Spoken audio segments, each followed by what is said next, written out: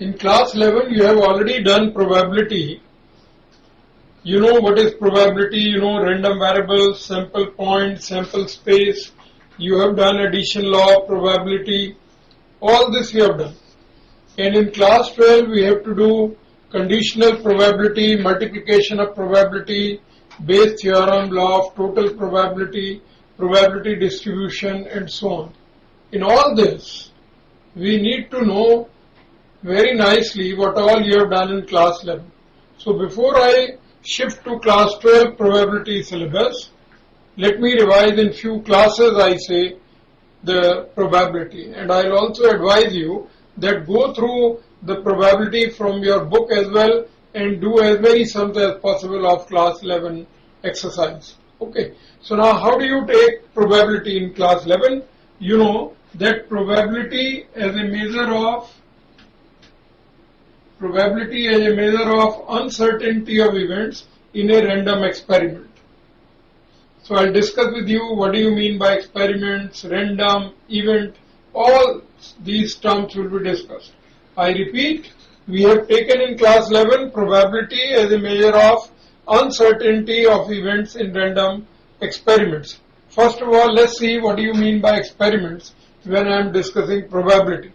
In a very simple case, I ask you, okay, yes Ravi, you tell me, you are working so hard, what is the probability or chance that you will get admission in IIT? Not sure. You are working so hard. Okay, any other student, Arjun, can you tell me, what are your chances? Sir, I am working very hard. So each one of you is saying that you are working hard.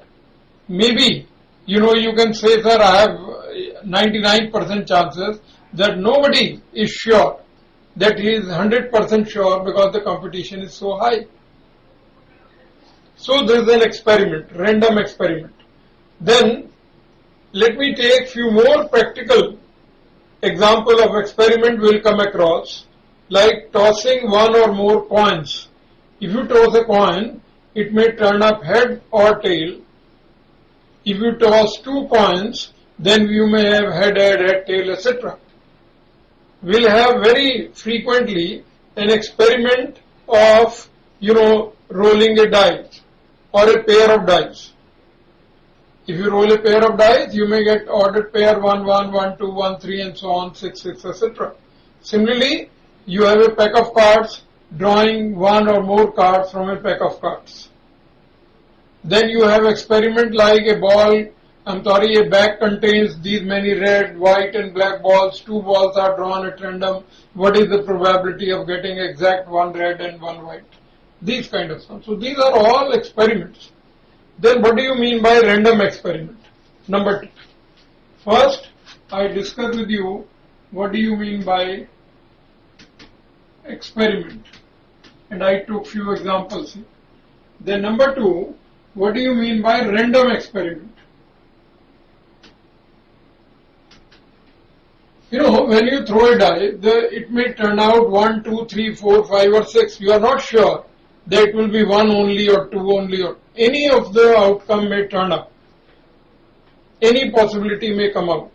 So when an experiment has 2 or more outcomes, it is not possible to predict the outcome in advance. So we say it is a random experiment. I have already used the term outcome. What do you mean by outcome? Outcome. A possible result of a random experiment is called its outcome.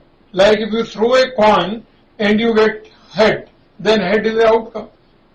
You throw 3 coins at a time, it may turn up head, tail. It is an outcome. There could be 8 possible outcomes. Okay. Then next is a very important term here, sample space. Sample space. To calculate the probability of an event, when you perform an experiment, the very first thing which we should know properly is sample space. What do you mean by sample space? Please note down, the set of all possible outcomes of a random experiment is called its sample space and is denoted by symbol S for sample space. And what do you mean by sample point? Sample point. Each element of a sample space is called a sample point. Now let me take few examples with which we will come across very frequently. Take few examples of sample space. The very first example I take, first, a coin is tossed once. A coin is tossed once. So what is the sample space? It consists of head and tail.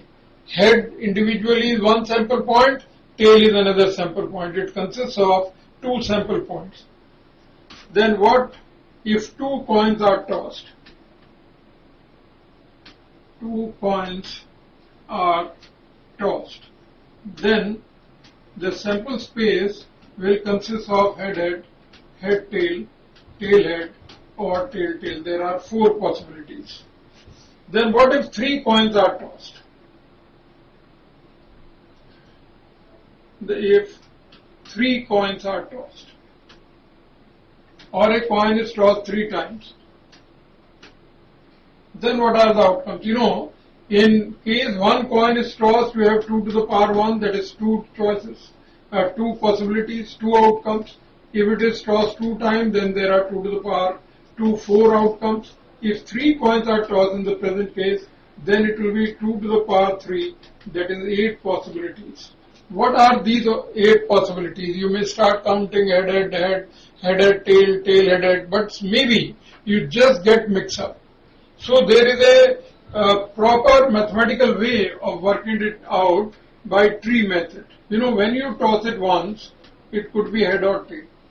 When you toss it again, with head it could be head or tail, even with tail it could be head or tail.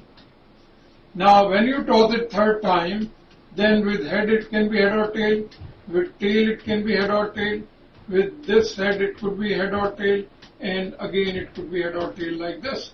And if you note down all these, so what is the sample space? How do you count it? You count it like this, head.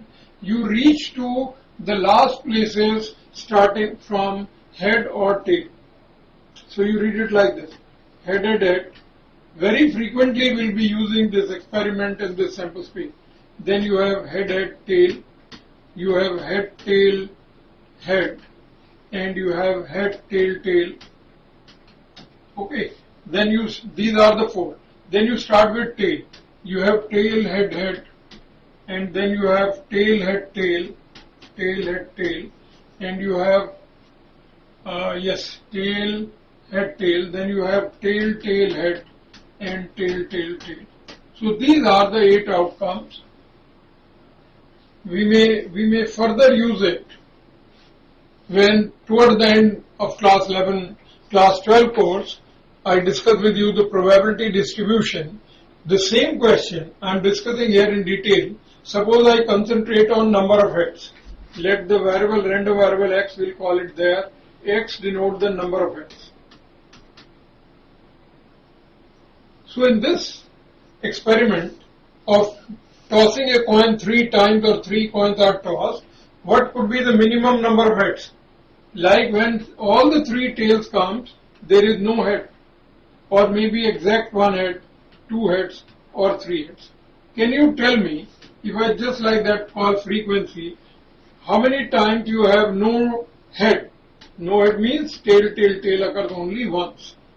And exactly 1 head, that means it could be head, tail, or tail, head, or tail, head. There are 3 possibilities you can check up from the sample space. Similarly, for 2 heads, it could be head, tail, head, or tail, head. So again, there are 3 possibilities. And of course, for all the 3 heads, there is only 1 possibility.